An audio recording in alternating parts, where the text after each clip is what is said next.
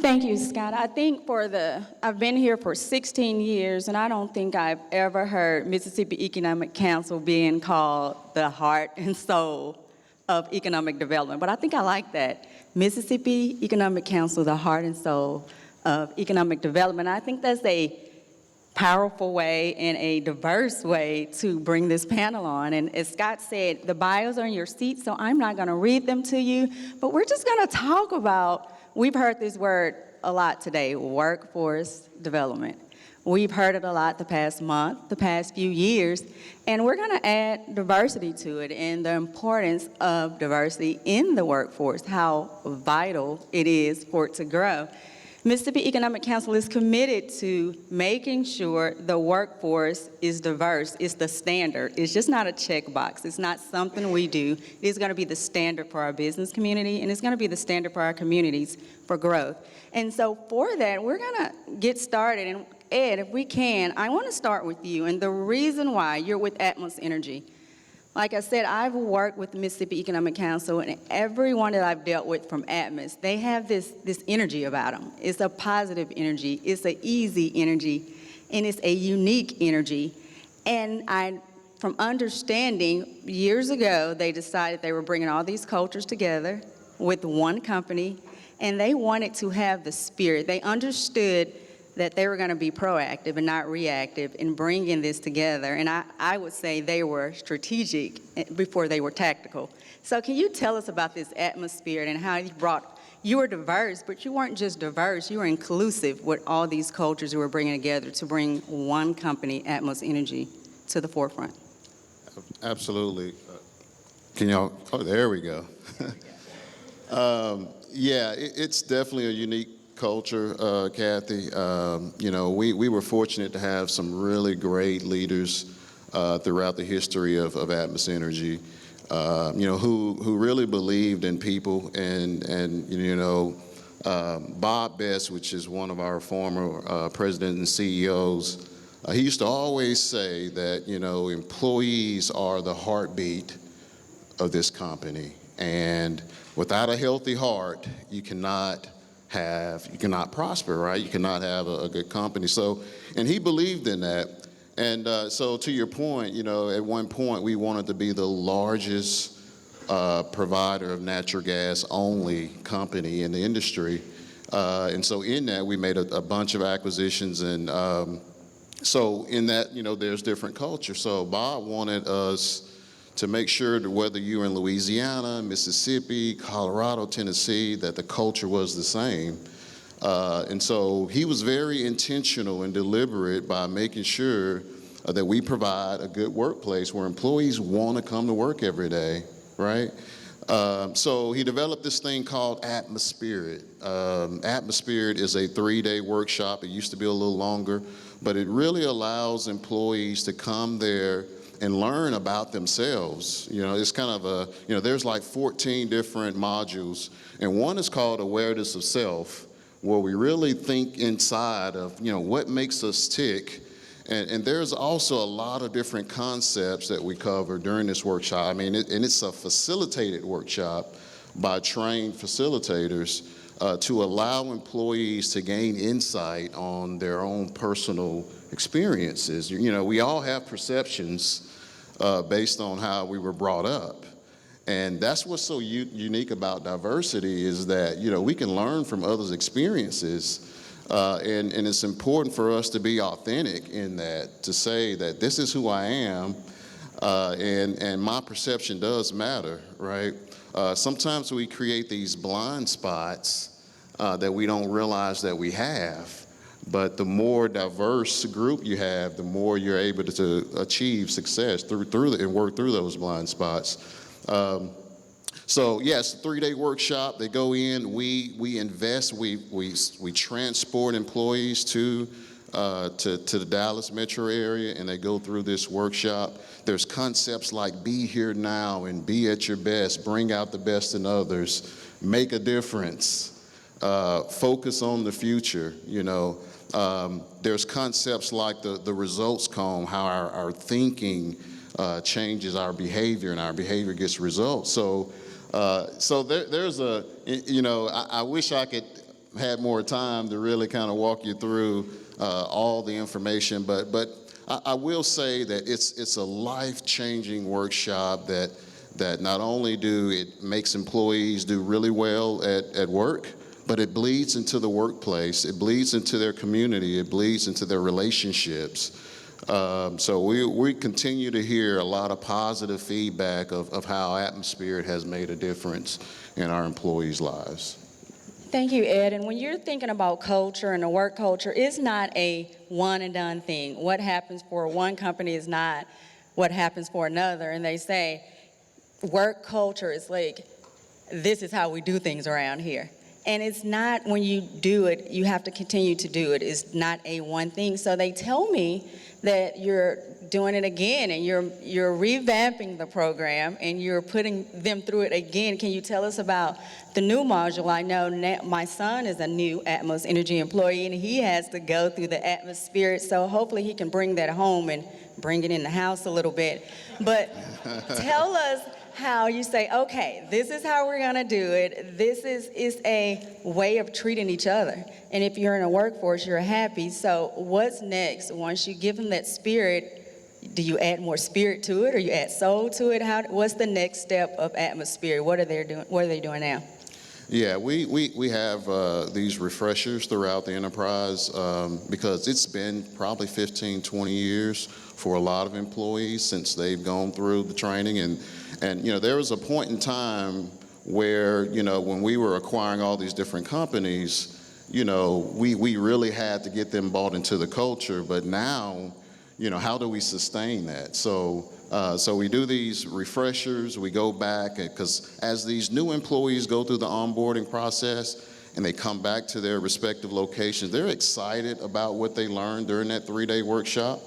And so we want to make sure those employees that's been there 15, 20 years kind of get that refresher so they can also be excited and they can understand how do we communicate with one another. What type of behavior styles do we have?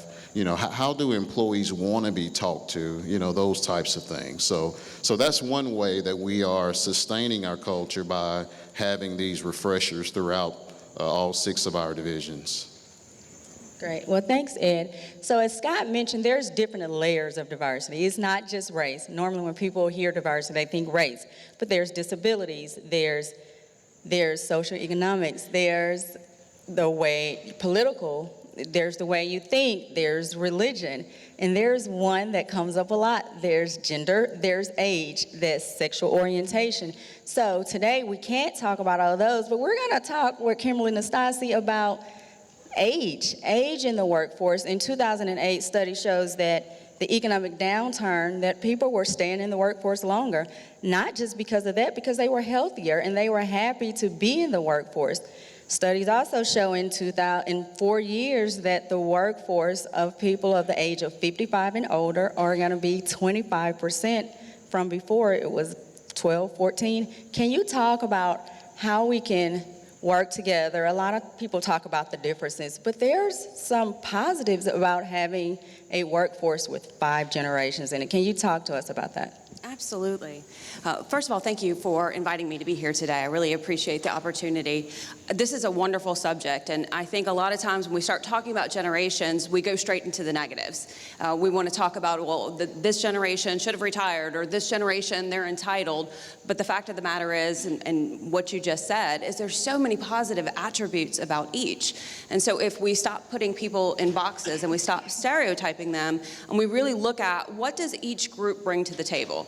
So, for example, baby boomers didn't retire necessarily when we thought that they would, but think about all of the institutional knowledge they have. And if they were to leave, what are we doing to transfer that knowledge? Do we have mentor programs in place? Are we capturing that information? So there's a lot of value that comes from experience. On the other hand, we have Gen Z that's in the workforce, and this is 25 years or younger. They come in with just complete ideas. They don't have any preconceived notions. They don't have a lot of experience. So the way that they think about things is so new and fresh and innovative. And so if you stop and you say, what do you think about that? Or, we have this program, what would you do if you were in charge of it? And really listen to the feedback, then you can take what they're telling you and apply it and make it better for everybody. Because we get into our routines and we do things because we've always done them that way. That doesn't mean it's always the best way. So it's really understanding each other and understanding the strengths of every generation, because they all have amazing strengths, and then figuring out how we can capitalize on them. One way that we can do that very easily is to purposely create groups where we do it cross generations. So when we're forming committees or special projects, if we identify people and we put them together in the groups, people begin to work with each other, and they say, okay, you're not just a Gen Xer, you're not a millennial, you're a person, and here's what I'm learning from you. And I'll tell you, for millennials, where they get a bad rap, and I don't agree with a lot of it, they're a big generation, and they have a lot of power because of the sheer size of them. But one of the things that we can accredit to the millennials is they're demanding things that other people have always wanted. They're just not afraid to ask for it. So a lot of the things that we see that millennials are bringing into the workplace, everybody else wants the same thing too. But with the sheer volume of them and their lived work to live attitude, they're now demanding them. And so the workplace is changing and everyone's benefiting. So you talked about the different ways they can bring groups together, and what are some ideas that you can give them, some things that you've done that you can, are there mentoring programs, or can you talk to the groups that say, I have that going on in my organization, what can I do to make it happen? It's something that's quick and easy. We have it going on in our office. We have a diverse group, age, and tell us what we can do to make this work and happen if it's something we want to do right now, instantly. Yeah, well, absolutely. I mean, the first thing, and you said mentoring, and then I just mentioned the committees. I mean, the easiest thing that you can do is put people in the room together. And it doesn't have to be face-to-face. It could be digital. You need to look at everybody's preferences. But if you start having people collaborate together, then they start to get to know each other. So that doesn't cost any money. It's just simply pairing people together. And that's in a more group setting, so you can be more inclusive of all the generations. The other thing is mentoring. And I think, Ingalls Shipbuilding does an amazing job at this in the terms of, we have so many master shipbuilders that have been there 40 plus years. That's amazing. What they know and how they work, it's just extraordinary. So people coming in where maybe they don't understand safety the way that master shipbuilders do, or they don't understand how all of the expertise of the skill set yet. In order to pair them together so they can learn, and maybe the master shipbuilder isn't as caught up on the new technology as the Gen Z. Pairing them together, it has, in our company, has been such a positive thing, and you see it from both sides. They're very thankful for that opportunity to learn from each other because they're both bringing something to the table. Great, thank you. You were talking about mentoring. You were talking about just being intentional and bringing people in the room. Judd, I love you, but I'm going to skip over you. I'm going to go to LaKeysha, and when you're saying bringing people in the room, you're talking about the different ages and the things that you're doing, innovative ways of training and mentoring. LaKeysha is here. She's a trial lawyer, and you can see in her bio, but she has done an amazing job with us at the Junior League of Jackson, and I say us because I'm a proud member of the Junior League of Jackson.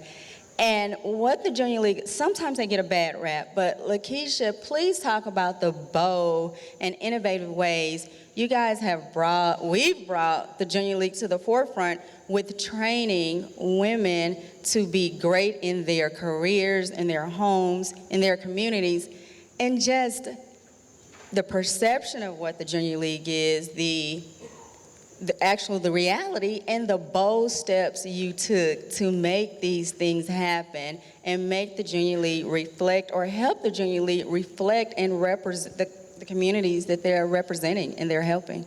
Thank you, Cathy. I can't take the credit. I am following in the footsteps of several presidents and administrations prior to me that started this. For those who may not know, the Junior League of Jackson is likely the largest women's organization in the state. We have 2,400 paid members. So very large organization. We're the 6th largest junior league in the world. So we bear a lot of responsibility, we believe, for being sure that we have an environment where our members' voices are heard and valued across all spectrums. And so we began very intentionally in 2014 formalizing our efforts to increase the diversity of our membership, but also to go a step farther and make sure that all of our members felt included in that. And so we began in 2014, again, formalizing by having our very first diversity and inclusion task force. And that task force was comprised of about 20 members across, again, a broad spectrum of membership categories. As Cathy said, we do believe diversity encompasses everything and not simply the obvious of race, but we had women from various ethnic, religious backgrounds. We had women who worked both inside and outside the home. And speaking of perceptions, a lot of people don't know that right now, over 85% of our members work outside the home. So one thing that we had to think about in terms of diversity was being sure that we were, had become flexible in being sure that our offerings were such that women who worked outside the home were able to take advantage of them as well. So including more things that happened at night or happened on weekends was one of the things we did. We looked at physical ability and undertook a very costly renovation to our headquarters to make it ADA compliant. That was not something that we were required to do by regulations, but that was something that we knew was the right thing to do. So we did that over a multi-year period. We also took a look, honestly, at our external image and perceptions that people might have about what the league is and who is a member of the league, perceptions that there were only a certain type of person that could be a member or a certain type of person maybe of a certain economic class, those types of things. And we were very intentional about looking at that and starting both an external and internal communications plan for how to move the needle on changing what the image of the league was to be sure that the public image matched what we really were doing.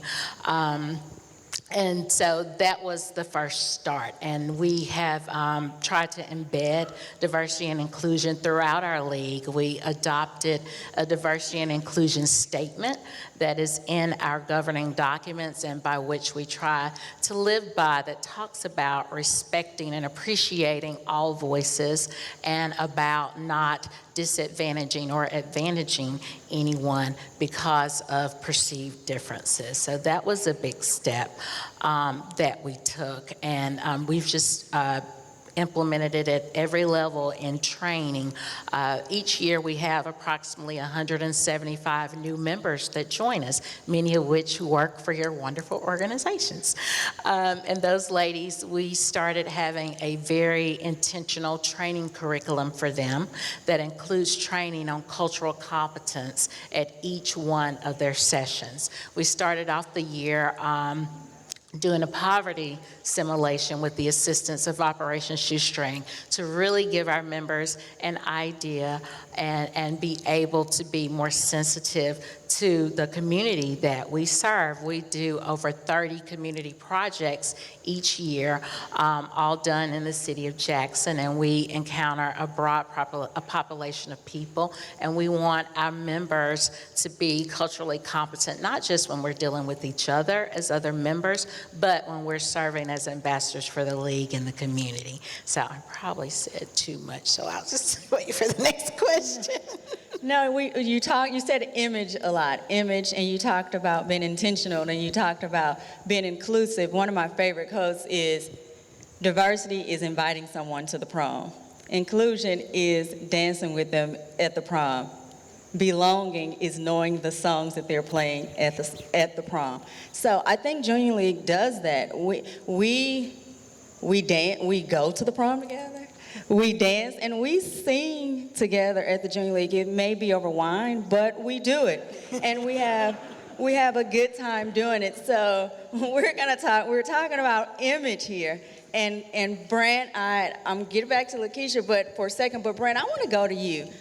Brandt is on our board at MEC, and We talk about image, and image is relative. Someone can say, I think the image is great, and someone else can say, well, maybe not. But when you're looking at bringing people in the league, you want a positive image. When you're talking about workforce development and bringing industry here, you have to have the image to invite them here. So let's talk about, we've talked about the culture. We've talked about the age and how to work with that. We've talked about image, being inclusive. We talked about being intentional. Let's talk about, okay, we have a workforce here. Once we get them here, this is what we're gonna do. Now, how are we gonna get them here? Give me some, Brandt, give me some innovative ways. We've talked about some things, some innovative ways to get people here, and we talked about brain drain a lot, and those that are leaving. How can we keep them here? How can we get them to come back? And just give us innovative ways, things that you think can happen to make this happen. Okay, thank you. My friendship with Cathy goes back about 10 years to Leadership Mississippi, and I've been on the board of MEC. We had a conference call, I guess, a couple months ago, and instead of speaking up over 30 people or so, I just emailed Cathy my thoughts afterwards, and that led to me being on the panel. So I'll think twice next time I email Cathy, but thank you for having me here. I appreciate that. But I had emailed Cathy some thoughts about the brain drain, and she asked me to kind of just tell my story just a little bit. I am a born and raised Mississippian that left Mississippi for 5 years or so and was able to come back. And my story may be a little bit different than others. I really didn't intend to leave Mississippi. I had a job in Jackson right out of college and was very happy to stay here, but after a year or so of the training, they didn't have enough volume to justify another full-time position, and they transferred me to Nashville. And that was a blessing. I enjoyed it a lot. It was a great time. I was still young and single then, and met a lot of people, was able to advance in my career, but had the opportunity to come back and join a family business here in Mississippi. And while personally the timing might not have been perfect, it was time for me to come back in my career. And I did, but I also looked around and noticed a lot of my friends in Nashville at the time who were maybe a little bit more or a little further along the line in terms of having a spouse and a family. When they had the opportunity to move back to Mississippi, they were taking it.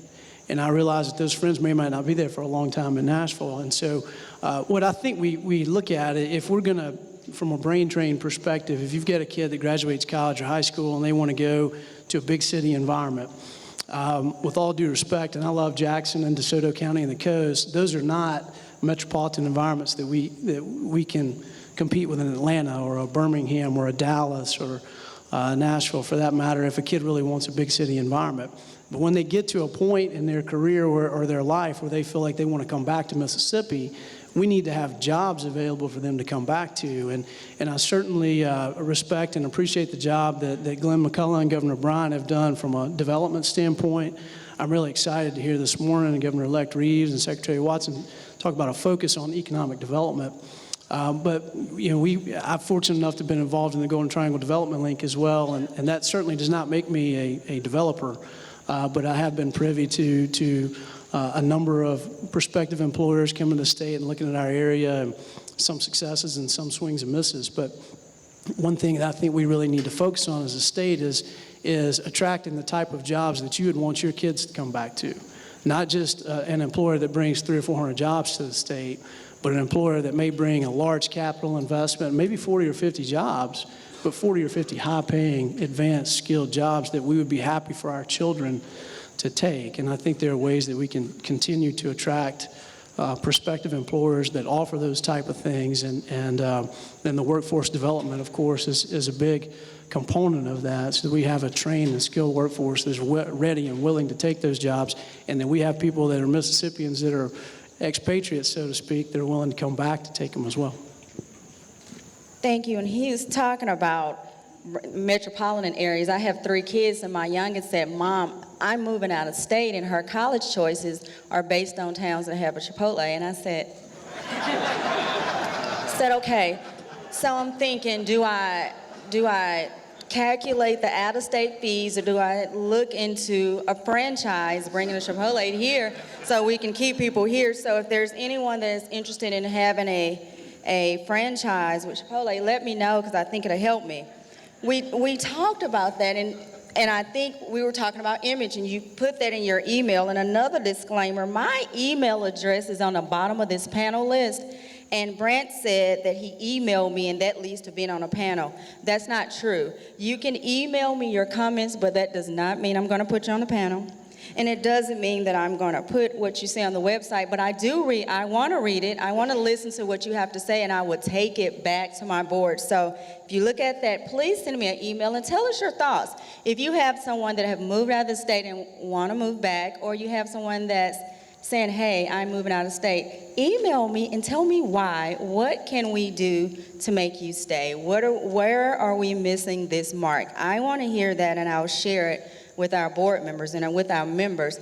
But we talked about, MEC has been passionate about making this, our state, positive, a positive image across the board for everyone involved. And, if you want to talk about that, you can talk about, the things that we need to do to make this happen and to make businesses say, hey, that's where I want to be. And I'm like you, I moved away, it wasn't by choice, but I lived in South Central Los Angeles for 15 years, and I'm back home. And people say, why did you come back? I said, this is home for me.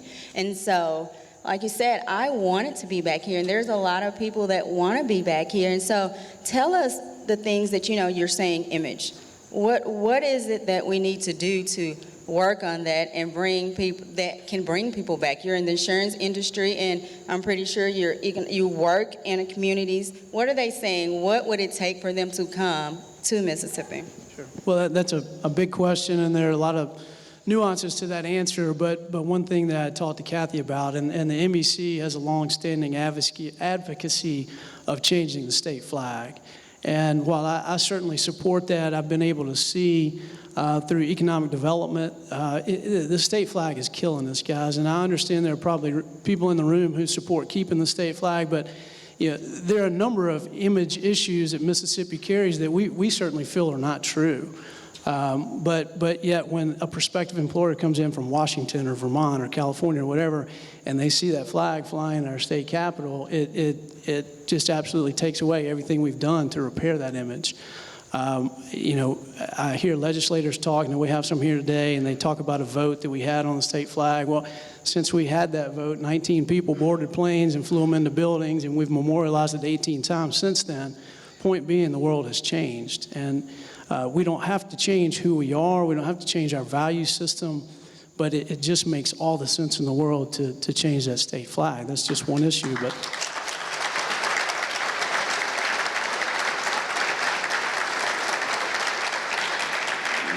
And I do think that, it's like planting trees. They always say the best time to plant trees was 20 years ago. The second best time is today. So I think, perhaps as a business community and an economic development association, we need to go from being an advocate to being a little bolder with our legislatures in terms of getting that done. Thank you, Brandt.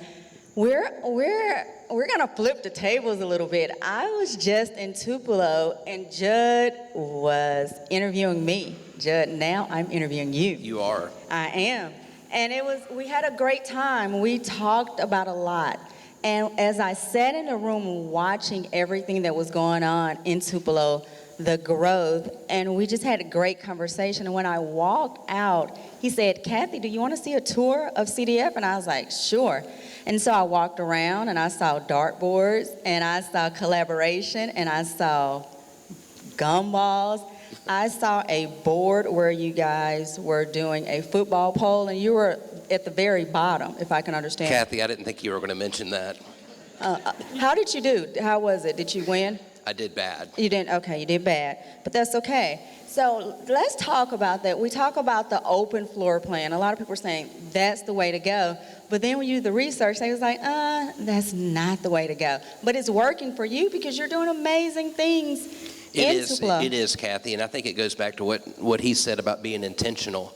And we were very intentional in how we designed the office where it would cause collaboration.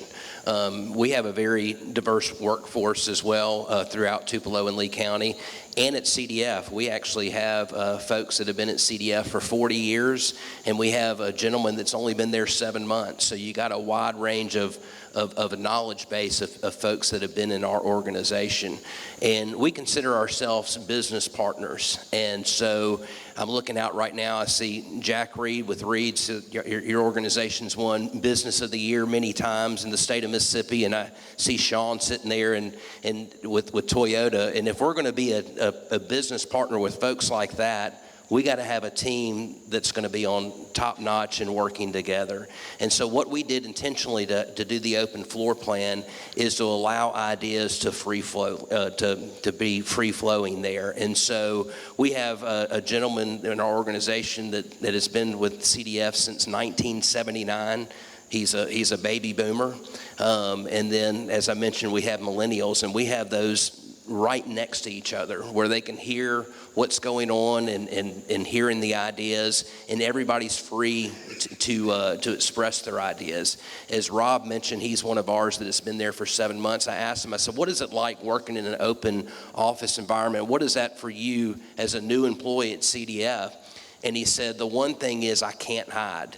And that's very important. So a lot of time, Rob, I'm sorry, he's probably hiding now. He actually left the room. He was scared I was going to mention him. But it is true, because Rob's opinion is just as important as Greg's opinion, who's been there since 1979, because they're going to look at things differently. And so being in that open environment allows us to be the top of our game to work with organizations that I've mentioned already.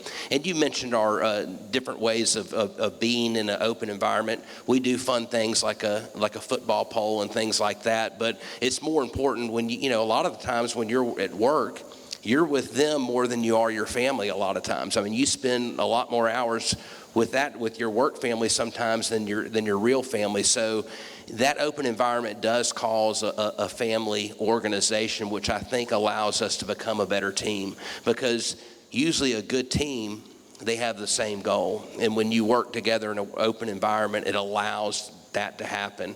And another neat thing is too, it breaks down the hierarchy of, well, that's the manager over there, or that's the CEO over there, or that's the senior vice president. You don't think of titles like that because you're working in an open environment where you're all on the same playing field. So it allows you to be a good business partner and take those steps to cause collaboration. And if for those that don't know a lot about what's going on in Tupelo, they're doing a lot. They were instrumental. CDF was instrumental in bringing Toyota here. I hear you have a great young professionals program, and then you're doing something amazing next week in Tupelo. Can you tell us about that and close Yes, it out? and really that sort of birthed within an idea session we had. So we have a program, and a lot of different chambers of commerce across the state of Mississippi have leadership programs. We have one called the Jimmy Community Leadership Institute. Of course, Leadership Mississippi. Cathy, you've done a great job throughout the state with that. And we realized that is a great program and has really helped grow our region. But we also realized that we just can't reach 20 to 30 people a year and try to grow up those leaders, that we needed to come up with an idea to be very intentional about growing our leaders. And so we, 3 years ago, through the just brainstorming and collaborating, we came up with the At Night Leadership Conference, and it's our third year to do that. And we do that in January because we feel like if you're going to spark leaders and spark change, what better way to do it when you're already quit going to the gym by January the 16th. You can work on this resolution on working on yourself in that way. So that's why we do that. So we have speakers coming in from across the country. And another neat thing that we do, we always bring in somebody local that we interview. So we'll either be an entrepreneur or a local business owner that we'll interview through that time. So that it's a way to let companies bring folks together, work on their leadership and work on themselves to invest, to make a change within our region. Thanks, Judd. So we're going to close out this panel, but a part of what I do at MEC is not only Chief Operating Officer, but I ran the State Leadership Program. And so when I leave, I always have to give them a challenge. So I have the mic, I have to give you a challenge. I think earlier this week, I had the privilege to speak to Leadership Madison County about diversity. And so when I was preparing for my speech, I asked a diverse group of leaders their favorite diversity quote, or what do you think about when you think about diversity? And I got a range of them. I got some that was short and quick. I got some that said, oh my goodness, I have so many, I can't pick my favorite. I had some to say, you know, I really hadn't thought about it, let me get back to you. And so in order to not make this a checkbox, in order to make this a standard, I challenge you to think about your favorite diversity quote. Think about what you think about when you hear diversity, and think about that quote, and does it reflect your work environment? Does it reflect your workforce? Does it reflect your home? Does it reflect your inner circle? If those don't match up, that's a quick assessment of what diversity looks like in your world, and it also shows you if diversity is a checkbox or is it the standard for your life.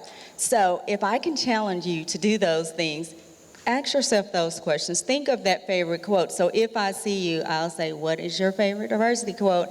And see how it works into your world.